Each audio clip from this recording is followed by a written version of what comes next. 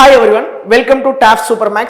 TNPSC PYQ 2024 சீரியஸ்ல simple interest base பண்ணி இன்னைக்கு பார்ட் 6 பார்க்கலாம். ஓகேங்களா? ஸோ சம்குள்ள போலாம். பாருங்க, first question.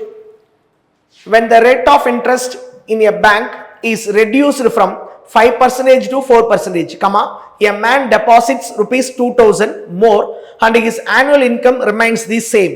Full stop. The original deposit is dash.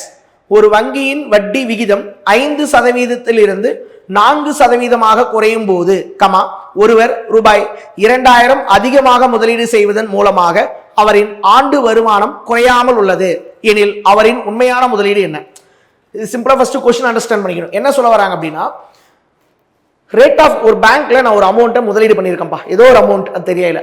பேங்க்காரன் வருஷம் ஒரு வட்டி கொடுத்துருக்கான். இப்போ என்ன கூப்பிட்டு என்ன சொல்றான்னா, இது வரைக்கும் உங்களுக்கு 5% வட்டி கொடுத்தோம், இப்போ பேங்க்ல ரேட் ஆஃப் இன்ட்ரெஸ்ட் குறையுது, 5லிருந்து 4 குறையுது.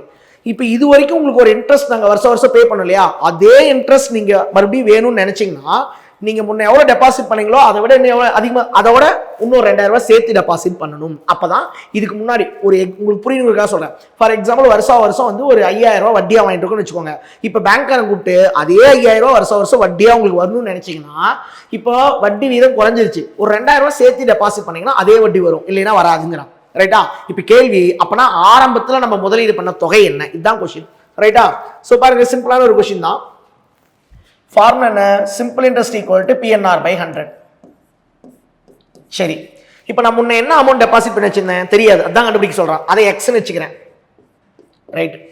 சரி, இப்போ ஆண்டு வருமானம் தான் குறையுதுன்னு சொல்றாங்க. அப்போ 1 இயர், n வந்து 1 வச்சுக்கலாம். ரேட் ஆஃப் இன்ட்ரெஸ்ட் ஆரம்பத்தில் எவ்வளோ? 5% டிவைட் பை 100. இப்போ பாருங்க, PNR by 100. PNR by 100 போட்டு என்ன கிடைக்கும்? தனி வட்டி. இங்க என்ன தனி வட்டி கிடைக்குதோ அதே தனி வட்டி, அப்பனா ஈக்குவலா சேம் ரேட் இன்ட்ரெஸ்ட் கிடைச்சா ஈக்குவல். எப்போ? முன்ன என்ன அமௌண்ட் டெபாசிட் பண்ணியோ அதோட 2000 ரூபாய் சேர்த்தி பண்ணா. முன்ன என்ன அமௌண்ட் டெபாசிட் பண்ணி வச்சிருந்தோ அதோட 2000 ரூபாய் சேர்த்தி பண்ணா, அதே 1 இயருக்கு. இப்போ பேங்க்கார ரேட் ஆஃப் இன்ட்ரெஸ்ட் எவ்வளோ ஆக்கிட்டான்? 4% ஆக்கிட்டான். ரைட்டா? சரி, அப்போ முன்ன அமௌண்ட் என்ன டெபாசிட் பண்ணியோ அதோட 2000 ரூபாய் சேர்த்தி பண்ணாதான் இதுக்கு முன்னாடி கிடைச்ச வட்டி இப்பயும் கிடைக்கும். அதனாலதான் ரெண்டும் சேமா கிடைக்கிறதுனால ஈக்குவல் போட்டிருக்கோம். இப்போ இதை வச்சு நம்ம என்ன பண்ணலாம்? ஈஸியா ஆரம்பத்தில் நம்ம டெபாசிட் பண்ண அசல் என்ன, பிரின்சிபல் என்னன்னு கண்டுபிடிச்சிடலாம். ஓகேவா? ரைட். இப்போ ஈக்குவல் டைரக்டா 100 கேன்சல் பண்ணிக்கலாம். ரைட்டா? வேற ஏதாவது அடிக்கிற மாதிரி இருக்கானா? இல்ல. சோ பாருங்க, அப்படியே மல்டிப்ளை பண்ணுவோமா? சோ பாருங்க, 1 into 5 5, 5 into x 5x. அப்படியே இங்க 1 into 4 4, 4 into x 4x. அதே மாதிரி 4 into 2000 8000. ரைட்டா? சோ x இங்கிட்ட பெருசா இருக்கு, அப்ப இந்த பிளஸ் 4x இங்கிட்ட வந்தா மைனஸ் 4x ஈக்குவல் டு 8000. ஓகேவா? அப்ப 5x minus 4x x equal to 8000. அப்ப ஆரம்பத்துல நம்ம எவ்வளவு அமௌண்ட் பேங்க்ல டெபாசிட் பண்ணியிருக்கோம் அப்படின்னா 8000 ரூபாய். So option A. ஓகேங்களா? ஈஸியான ஒரு கொஸ்டின் தான். Right. Next, a sum of money at simple interest triples itself in 15 years. Full stop. It will becomes 5 times of itself in dash years. தனிவட்டி வீதத்தில் ஒரு அசலானது 15 ஆண்டுகளில் மும்மடங்காகும் எனில் எத்தனை ஆண்டுகளில் 5 மடங்காக கிடைக்கும்? ரொம்ப ஈஸி. இதுக்கு ஒரு ஷார்ட்கட் இருக்கு பாருங்க, டக்குன்னு போட்டுடலாம். பாருங்க, உங்க அசல் இத்தனை வருஷத்துல ட்ரிபிளா மாற 15 வருஷத்துல ட்ரிபிளா மாறுது அப்படின்னு கொடுத்துட்டு மறுபடியும் எப்போ வந்து 5 மடங்கா மாறும் n கொடுத்துட்டு என்ன கொஸ்டினா கேட்டாங்கன்னா டிஃபால்ட்டா ஃபர்ஸ்ட் இது எழுதிருங்க. அதாவது 0 இயர்ல 1 மடங்கு. அதாவது என்னன்னா, இன்னைக்கு தான் நம்ம பேங்க் போறோம், இன்னைக்கு தான் போறோம்னா அது 0 இயர். நம்ம எவ்வளவு அமௌண்ட் டெபாசிட் பண்ணாலும் அது 1 மடங்கு. அப்ப 0 இயர்ல 1 மடங்கா. இப்ப கொஸ்டின்ல என்ன கொடுத்துருக்கானா அதை எழுதிக்கோ. 3 மடங்கா மாற 15 வருஷம் ஆகும். அப்ப நல்லா கவனிங்க, 15 வருஷம். இன்னைக்கு ஒரு அமௌண்ட் டெபாசிட் பண்ணிட்டு வந்துட்டோம், ஏதோ ஒரு அமௌண்ட் 1 லட்சமோ 1 கோடியோ ஏதோ ஒன்று டெபாசிட் பண்ணிட்டு வந்தாச்சு. 15 வருஷம் கழிச்சு உங்க அக்கௌண்ட் செக் பண்ணா எத்தனை மடங்கா இருக்கு? 3 மடங்கா இருக்கு. ட்ரிபிள்ஸ் அப்படின்னு கொடுத்துருக்கோம்.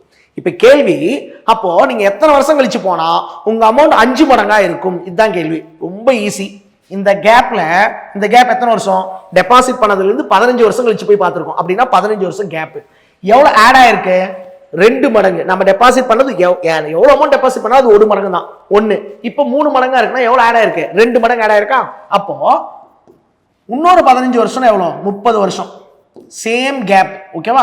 அப்ப இங்க எவ்வளவு ஆட் ஆயிருக்கு? 2. அப்ப இங்க 2 தான் ஆட் ஆகும். அப்போ இப்போ எத்தனை மடங்கு இருக்கும்? 5 மடங்கு இருக்கும்.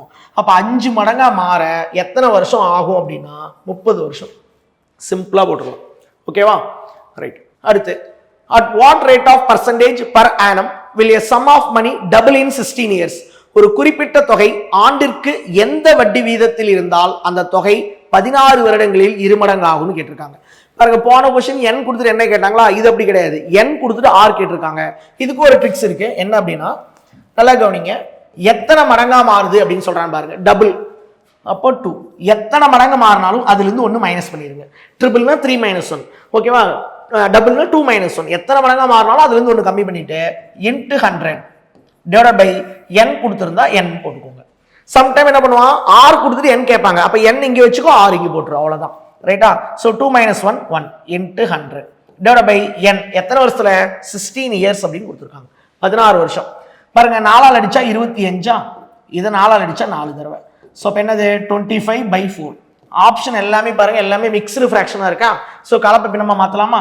பாருங்க 4 6 24 மீதி 1. ஸோ இப்போ என்ன ஆன்சர் அப்படின்னா 6 1/4%.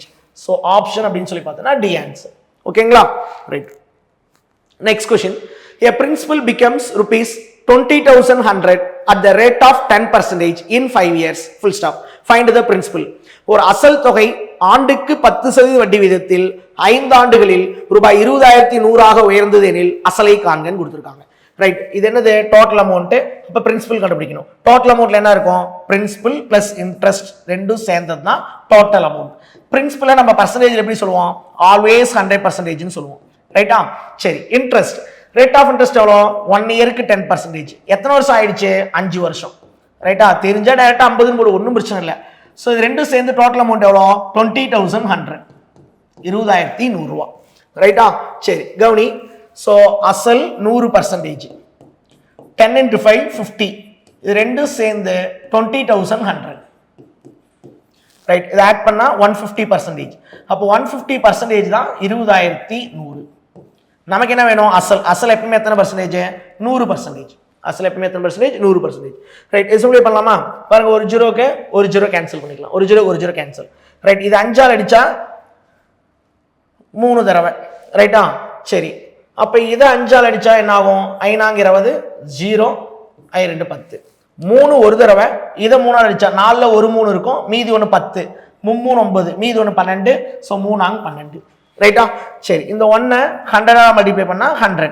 அப்ப இங்க 100ஆல் மல்டிப்ளை பண்ணா இங்க என்ன தான் பண்ணோம்? 100ஆல் தான் மல்டிப்ளை பண்ணோம். ஸோ அப்போ 134 × 100.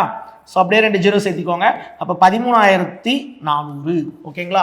ஸோ ஆப்ஷன் அப்படின்னு சொல்லி பார்த்தோம்னா உங்களுக்கு A answer. Right. Okay. So இப்போ இன்னைக்கு பார்ட் 6 வீடியோ பார்த்துருக்கோம். இன்னும் சம்ஸ் இருக்கு சிம்பிள் இன்ட்ரெஸ்ட் பேஸ் பண்ணி. ஓகேங்களா? அது அடுத்தடுத்த வீடியோவில் பார்க்கலாம். தேங்க்யூ.